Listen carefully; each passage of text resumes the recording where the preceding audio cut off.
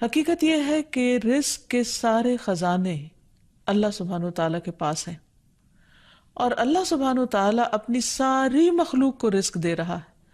اور ہر طرح کا رزق دے رہا ہے، اور پھر بھی اس کے خزانوں میں کمی نہیں واقع ہوتی۔ ایک حدیث قدسی میں آتا ہے، اللہ تعالیٰ فرماتے ہیں کہ اے تمام جن و انس، اولین و آخرین، اگر تم سب کے سب ایک چٹیل میدان میں، کھلے میدان میں اکٹھے ہو جاؤ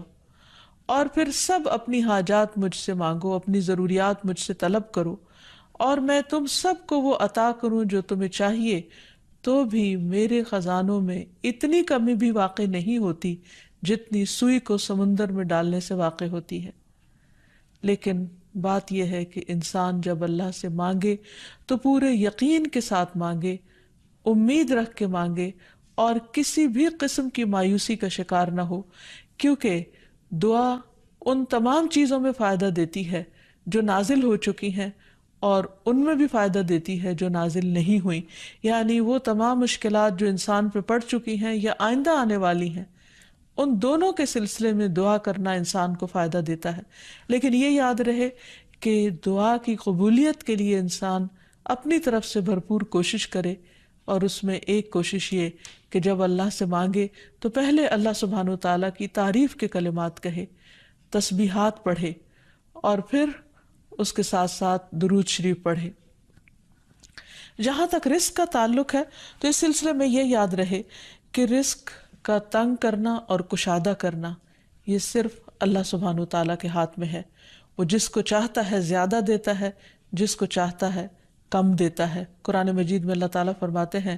واللہ یرزق من یشاء بغیر حساب، اللہ جس کو چاہتا ہے بے حساب رزق عطا کرتا ہے، اور پھر اگر وہ کسی کو زیادہ نہیں دیتا، اس پر رزق تنگ کر دیتا ہے، تو بھی اس میں اس کی اپنی حکمت اور مصلحت کار فرما ہوتی ہے۔ بعض لوگوں کو رزق کی زیادتی نقصان دیتی ہے، اور بعض لوگوں کو رزق کی کمی فتنے اور مشکل میں ڈال دیتی ہے کہ ان کے ایمان جانے کا خطرہ ہوتا ہے۔ اسی طرح بعض کو رزق کی کشادگی اللہ کی یاد سے غافل کر دیتی ہے، یعنی انسان مختلف مزاج کے ہوتے ہیں، تو اللہ تعالیٰ چونکہ بندوں پر مہربان ہے، وہ جانتا ہے کہ کس بندے کے ساتھ اسے کیسا معاملہ کرنا ہے، کسے زیادہ دینا ہے اور کسے کم دینا ہے۔ اس لیے ہمارے معاملے میں اللہ تعالیٰ کا جو بھی فیصلہ ہو اسے بخوشی قبول کر لینا چاہیے، اور اس کے ساتھ ساتھ اس سے اچھی امید رکھنی چاہیے۔ رزق کے سلسلے میں یہ بات بھی یاد رہے کہ اگر کبھی رزق میں تنگی ہو رہی ہو تو ہو سکتا ہے کہ اس تنگی پر صبر کرنے کی وجہ سے انسان کے اتنے درجات بلند ہو جائیں کہ بہت بڑی بڑی نیکیاں بھی اس کے مقابلے میں ہیچ ہوں۔ پھر اسی طرح بعض اوقات انسان کے لیے ناشکری رزق کی تنگی کا ذریعہ بن جاتی ہے، تو اس سے بھی انسان کو پرہیز کرنا چاہیے۔ خواہ انسان کے پاس تھوڑا ہی ہو تو بھی اس پر اللہ تعالیٰ کا شکر ادا کرنا چاہیے، کیونکہ اللہ تعالیٰ کا وعدہ ہے لَإِن شَكَرْتُمْ لَأَزِيدَنَّكُمْ، اگر تم شکر ادا کرو گے تو میں تمہیں اور زیادہ عطا کروں گا۔ کیونکہ ہر انسان جس کے پاس جتنا بھی ہے وہ عموماً کمی کا رونا روتا رہتا ہے۔ اسی لیے ہمیں یہ سکھایا گیا ہے کہ رزق کے معاملے میں ہم یعنی دنیاوی معاملات میں اپنے سے نیچے والوں کو دیکھیں کہ ان کے پاس کیا ہے، تو انسان کے پاس جو کچھ بھی ہو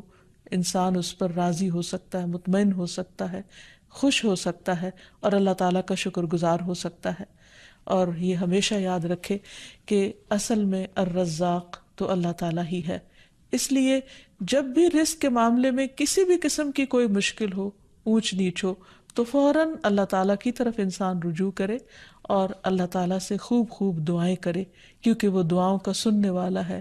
قریب مجیب ہے، بہت قریب ہے اور ہر بات کا جواب دیتا ہے۔ ایسا نہیں کہ وہ انسان کی دعا کو نظر انداز کر دیتا ہے، اور یہ تو اس کا خود حکم ہے، وَقَالَ رَبُّكُمُ ادْعُونِي أَسْتَجِبْ لَكُمْ، تمہارا رب کہتا ہے کہ تم مجھ سے مانگو تو میں تمہاری دعا قبول کروں گا۔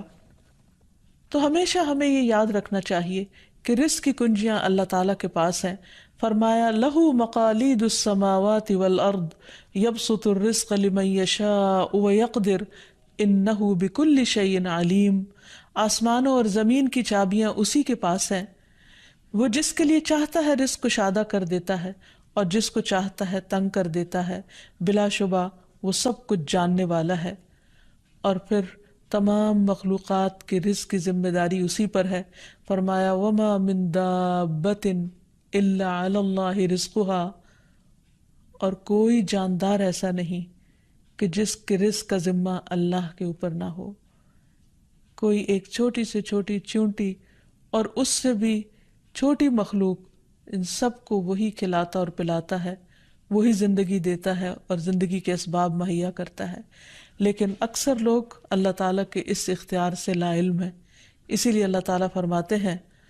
قل ان ربی یبسط الرزق لمن یشاء ویقدر ولکن اکثر الناس لا یعلمون، کہہ دیجئے بے شک میرا رب رزق فراخ کرتا ہے جس کے لیے چاہتا ہے اور تنگ کر دیتا ہے، لیکن اکثر لوگ علم نہیں رکھتے۔ یعنی بہت سے لوگ اس حقیقت کو بھول جاتے ہیں، اور جب ان کے پاس زیادہ آتا ہے تو وہ سمجھتے ہیں کہ یہ ان کی محنت کا نتیجہ ہے،